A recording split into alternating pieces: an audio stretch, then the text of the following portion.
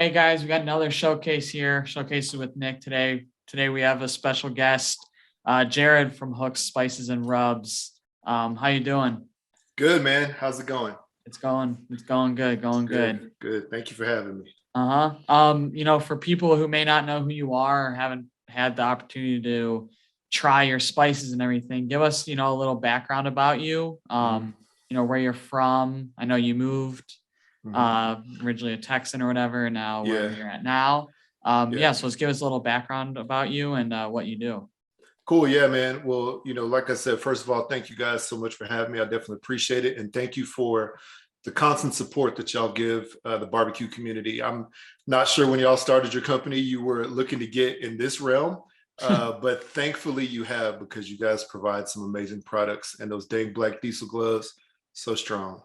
So nice. So I appreciate them. So yeah, so Jared Hooker, Hook Shrubs and Spices is my company. I'm originally from Houston, Texas.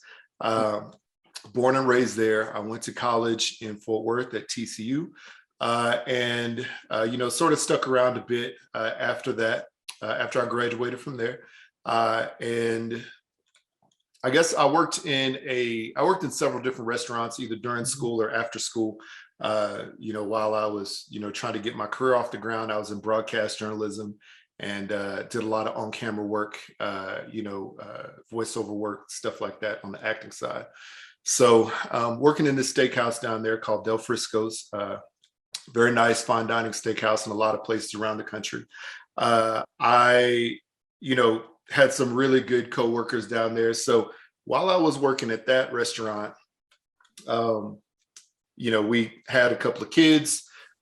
When my daughter was born, at some point in time, she was old enough, and we started giving her, like I don't know, just like I was basically cooking baby food for the kids at the time, and there were a couple of instances where she like it looked like she like blacked out, like passed out, and it was like, what Yeah. the heck is happening? And Wow. they thought it was like a seizure situation. They thought it could have been, they mainly thought it could have been that. So after getting her tested, she had no issues. Thank God she had no Mhm. issues with that. And so we're like, well, what's wrong? Because this keeps happening. And then finally she was old enough to get an allergy test because I know my mom kept saying, hey, try to get her tested for allergies. And we Yeah. kept sort of suspecting it. They tested and she was deathly allergic to peanuts Oh wow. and soy. Those were the two highest allergies. And then there was also like egg whites, not the whole egg, just the egg whites. Yeah. And then also shrimp. So not all shellfish, just shrimp. So I was like, what the heck? So I look in my pantry, Hmm. and mind you, I'm the one who cooks at home, the majority of the time. So I Yeah. look in the pantry and I was like, she could only eat like 25% of the stuff in this pantry. What the heck Exactly. is happening? So, we needed to make a quick change, as far as, the food that we cooked in the house, especially for the babies at the time. And then around the same time, my dad bought me a smoker. My first smoker. I'd always grilled, on Uh-huh. like a gas grill before, but I never had a smoker, and I was terrified of a smoker. I was terrified to burn stuff. I was terrified to destroy and waste hundreds of dollars worth of meat. But my dad was like, you know what, you're gonna learn, and I was like, yeah, I'm Exactly. I'm down for it.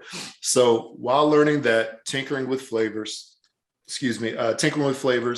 finding out that my daughter had this allergy, you know, I would bring, actually, let's see here, Smoke and Sweetness. This guy right here, I would bring the first version of this Smoke and Sweetness, which, may be hard to see right here, into work. And I would, I remember making ribs. I remember making like pork shoulder, pork loin, stuff like that. Mhm. And our chef at the time, Anthony, great dude, Chef Felly, he would say, hey, man, after a lot of like trial and errors, and a lot of very constructive criticism by coworkers, which is good. I love constructive criticism.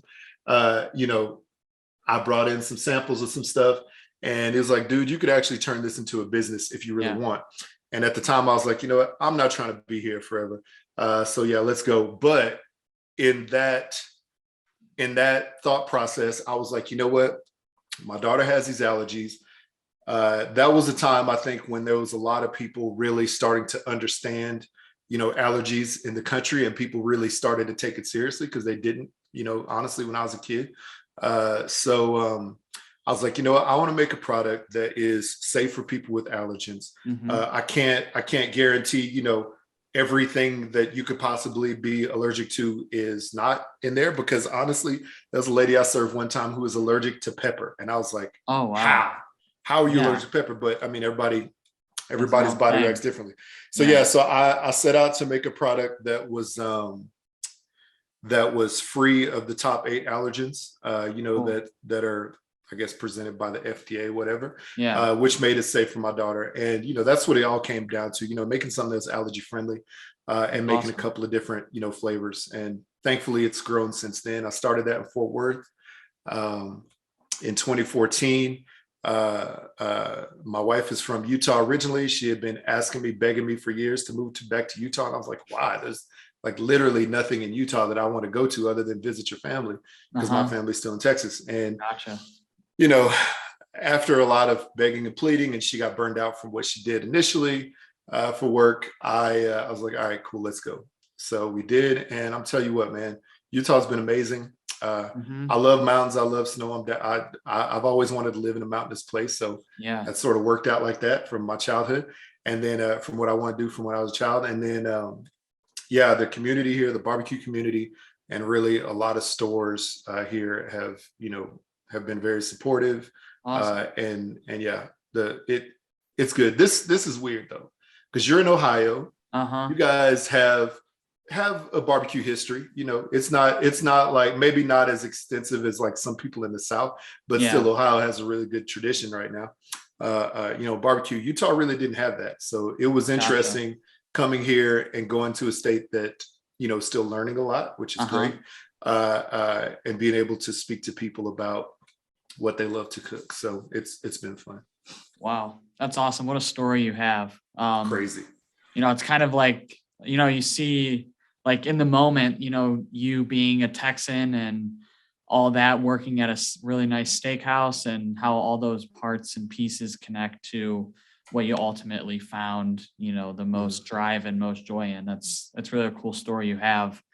thank you. Um, do you think, was your like passion for grilling, smoking, barbecuing, and stuff like that come from, your family, or do you think it was just part of being, an original Texan?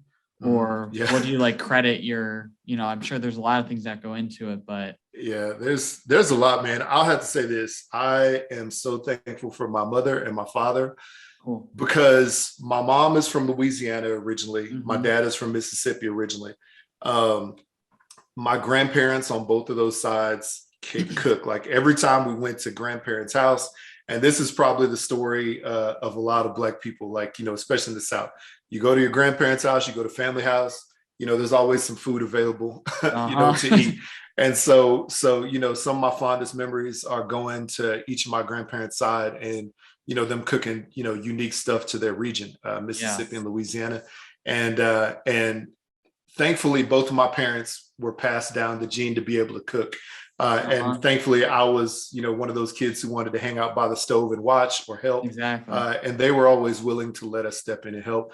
My dad did a lot of grilling when I was a kid. And I mean, just like a lot of people back in the day, like if you like, did everything well done, or Hmm. put all the dark char on a hot dog, then it was like perfect. And Uh-huh. hey, that's sort of how I grew up. Like it was cool. But I give a lot of credit to my parents. Awesome. They were amazing. My dad, especially when starting this business, he had, oh my gosh, he had 1,000 different recipes in his mind. He's like, you should make this, you Yeah. should make this. And everything citrus. Like he had a ton of citrus recipes. So I came out with the lemon pepper for him, because that Uh-huh. was one of his favorite things to eat. Sadly he passed, but I think if he would be able to see where the company has grown to now and the flavors I have right now, Yeah. he'd be really proud. But yeah, my mom, she's super supportive, and then of course Awesome. my wife is amazing. My mother-in-law is amazing as well, and my kids. It's good. I think a thing that a thing that I've noticed within my family is, we all like to be around each other. We like to be together. For sure. and food is always involved there. So I think Awesome. that's always been a part of it, and that's been a part of the motivation as well. Cool. So you talked about, your mom and dad, Mhm. Mississippi, Louisiana. So, do you kind of put your own spin? So like your seasonings and stuff, Mhm. do you kind of just draw from, the stuff you grew up with, or, Yeah. as your palate and stuff developed as you got older, did you kind of just do what you liked, or, Mhm. talk to us a little bit more about, what kind of seasonings, spices you have, like your Yeah. most popular ones, and how you came up Yeah. with the idea for it. That's a cool question. So, I mean, honestly, yes, I would say that I draw a lot of experience. I draw a lot of my flavors come from a lot of experience that I Mhm. have. So, one, speaking of my mom, the Cajun Red, Gotcha. it's a Louisiana, centric flavor. Mhm. It has, the spice to it, it has the herb to it. Yeah. You add it to seafood, add it to, chicken, like some chicken wings with this. It's insane. Yeah. Um, I mean, you could add to anything like a blackened beef or blackened steak, something like that is Yeah. great. So, that's one of the more popular flavors. I've had that for a long time. The smoke and sweetness, like I mentioned earlier, this Mhm. was one of the first sweet, smoky, savory, not spicy. And this, I think, is far and away the fan favorite, just because it's all purpose. It goes on Yeah. basically every single thing that's out there. And then let's see here. The next up, inspiration for this Mad Cow. Mad Cow I made for beef and burgers. Gotcha. So this is salty, peppery with a kick. So Mhm. working in that steakhouse, in Texas, and as you know, Texas barbecue, there's a lot of salt and pepper, Yeah. which I always thought is cool, right? I mean, it is what it is, but I always wanted something a little bit more. And the Mhm. good thing about Texas, like I have friends who say, I want to eat my way through Texas. And that's honestly like a very daunting task, Yeah. but the good thing about that is you'll go to a lot of different regions in the state, and every region has a little bit different twist. Mhm. Houston has a little more Asian, little more Tex-Mex infused uh, than just regular. Like Central Texas is like salt and pepper, right? Gotcha. But if you go like further closer to Louisiana, you're going to get some more of those Cajun flavors, more paprika. Mhm. Involved, more like sausage and stuff like that. If you go Gotcha. north to the DFW area, it'll be a little bit different. And even if you go all the way south by the border in the Rio Grande Valley, there's a lot more Mexican and Southwest flavor influence, a lot more like red chili flavor. So it's interesting. So yeah, if you eat your way through Texas, just make sure you hit every part of the state. But yeah, Awesome. it's interesting. So that's where that came from. The Cool. Midnight, it's a black rub, as you can see right there. Yeah, that's This guy cool. right here I've never really seen is, a seasoning like that before. yeah, it's fun, man. It's fun. This is it's really all purpose. It's interesting though. People love, and I love to use this on brisket and pork shoulder. Gotcha. And when you see like that beautiful dark bark on a brisket, Uh-huh. this basically gives you that bark right away, right? Oh, that's So awesome. it doesn't speed up or help the smoking or cooking process, but it gives you the color right off. Uh, This is not spicy. Every time people see it, they're like, oh my gosh, is that just all pepper? I'm like, pepper's more than just one color, right? So no, exactly. there's a little more than that. But yeah, this black midnight rub is now the Awesome. second close fan favorite to smoke and sweetness. And we Cool. actually sell them together as a kit, or I guess as a combo, because people like to use them together, Yeah. like 50-50 on a brisket. They're great. Great. H-Town AP, I'm from Houston, Texas. So, I had to have an H-Town, centric seasoning. And, it does have that Texas salt and pepper, but it has a little bit more mixed into it as well. But this is a Gotcha. great all purpose. So H-Town, Houston, H-Town AP. Oh man, lemon pepper, like I said, it was my dad's fave. Uh-huh. So that's where I drew inspiration for that. The Rasta rub, my wife and I got married in Jamaica. Oh, So, sweet. I've always loved like, that island cooking. And this has the spice to it, like you would think of a Jamaican jerk. Yeah. But, down in the islands, they like a little more sugar. They like a little more like cinnamon, clove spice. So some of those flavors are mixed into this as well. So that's amazing on seafood, Great. on chicken again. Fresh catch, once again, great for seafood. This is different because I don't know how well you can see that, but it's a very like granular, you know, Mhm. chunky seasoning. Yeah, I see that. And this is good for seafood. It's good for your prime rib on Christmas. It's good for a turkey. This stuff it's very versatile. I use it in my omelets. I mean, Oh, it's great. sweet. And then the last but not least, number 9 is the tacos every day. So while I was in college, I worked at a Tex-Mex restaurant there, and it's called Papacitos back in Fort Worth. It's a very popular restaurant. And this is my Tex-Mex restaurant experience in a bottle, if you will. Is not like spicy at all. It has Yeah. like some of the Mexican chilies mixed in there. Has a little bit of herb to it, but this Mhm. is good on tacos. Obviously, I like it. I love omelets, so I throw it in my eggs all the time. Put this on French fries, do Great. some wings, everything. The thing is, though, tacos are good on Tuesday, but they're also great every single day. So that's why I I came feel up that. with tacos every day. So yeah, man. And it's interesting. I know years ago I sent over a sample to y'all. It's been Uh-huh. a few years, couple years, and I had one that was called the Smoky Burn. Then it was a hot, sweet rub, sort of like my Uh-huh. smoking sweetness. So yeah, so I don't make that anymore, but I have a ton of Gotcha. people calling for it to come back. So one day I'll bring it back. One day, one Might as day. well. Might as The well. cost goes down a little bit.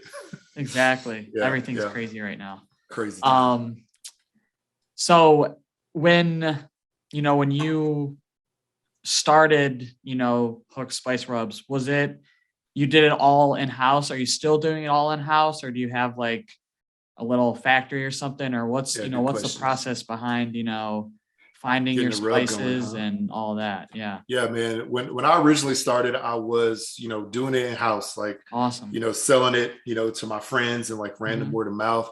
When I was like, all right, I'm gonna try to make this into like a business, Hmm. I just started, and really with anybody who wants to do that, it's expensive to a Hmm. point. You know, Especially nowadays, the cost of ingredients is getting more and more expensive. Yeah. But it's expensive to a point. But the good thing about my process was starting at home, blending it all myself, learning the cost of ingredients, learning the cost of how much I could sell it for, Yeah. which honestly took me a couple of years to really like master. Uh-huh. I blended it myself for the first 6.5 years, I guess. Gotcha. And I found a commercial kitchen, because you want to do it legally, you have to find a commercial Uh-huh. kitchen.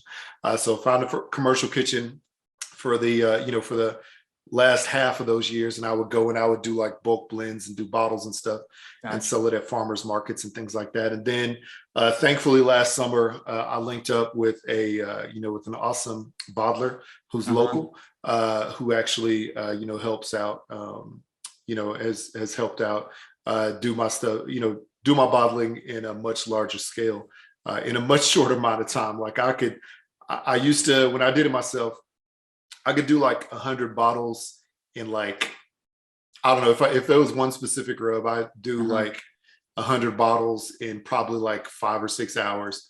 They can do Uh-huh. 100 bottles in like 30 minutes, Yeah. like or less. You know what I'm trying to Big say? So difference. Yeah, for it's sure. amazing. So yeah, so that's been great. But it's a process, starting Yeah, the for sure. company. I'm not like Bobby Flay. Like, you never saw me on TV, right? Yeah. Before creating something, or any Mhm. of those guys. So those people had a name, have a name.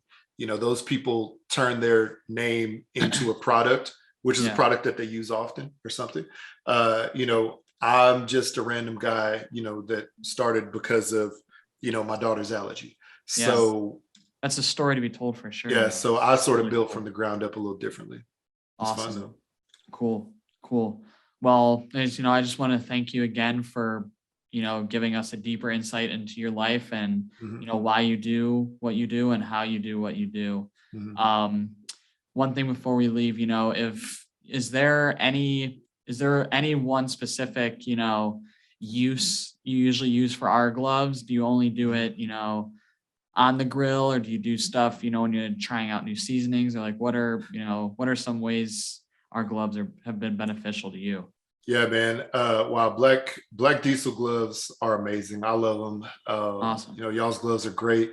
I personally really mainly use them for, grilling, for food prep, also for blending seasonings. Gotcha. When I was doing that myself more often, when I was in the commercial kitchen, I would bring the gloves in, excuse Awesome. me, and whereas, like the little like thin plasticky ones you get from like, the big box like Sam's type of place, Yeah. they work for like a couple minutes and then they like split up, and they're trash, right? So, but your gloves, I could wear them, through a whole bottling session for, Awesome. a couple of different rubs. They last me, Cool. if I'm sitting there working, for a couple hours, they're just lasting me. Bam, bam, bam. I can go through everything, Cool. all working in the same space and not change. So yeah, so they've been great, Great. using for that. And then yeah, I mean, food preparation, like there's so many other gloves. I've tried gloves from so many different companies, and a lot of them have snapped or broken or popped, or the Yeah. finger, like you have a little finger out or something like that. Uh-huh. And I'm just like, what the heck, man? But after trying those, I had like I've never really had issues. So yeah, Awesome. so the gloves are great. I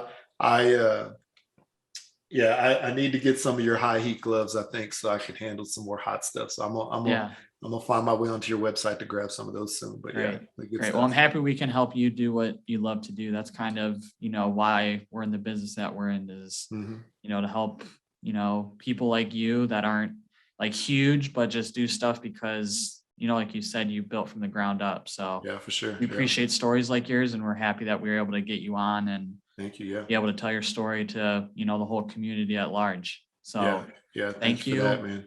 Thank Yeah, you. thank you so much. If I As can, always. I just want to shout out a couple of people. But maybe you're about Yeah. to ask me that. So yeah, I definitely want to shout out my our product ambassadors. We have them, always linked on our website, www.hooksrub.com, and also we share a lot of their stuff on Instagram. Amazing, community. You actually had one on recently, Yeti Barbecue Ben, Yeah. really not really great Great dude. guy. Great guy. Yeah, and yeah, we have men and women as our ambassadors. They're amazing, and they put out some great content. Awesome. Thanks to my family, obviously, and thank you, really, to the barbecue community as a whole. Y'all been amazing. But yeah, big shout outs to them. You can find our products at www.hooksrub.com. There's a lot of great stuff there, merch there, like, t-shirts, hats, whatever. And then also our Instagram at Hooks Spice Rubs, and then also TikTok at Hooks Rub. So, definitely appreciate this opportunity and For can't wait sure. to be in that glove fam, get some glove love out there again. So appreciate it. Exactly. Awesome. Awesome. Well, we want to send you a little token of our appreciation. So Okay, thank you. reach out here on Instagram soon, talk about the details of that, and then we'll go from there. So All right, thank you cool. again for your time, and we'll continue this relationship and see where it can grow. Yeah, for sure. Appreciate y'all. Awesome. Thank you so Awesome. Thank much. you, Jared. Take We'll care. see We you. smoke Yep. meat. Bye bye. Bye.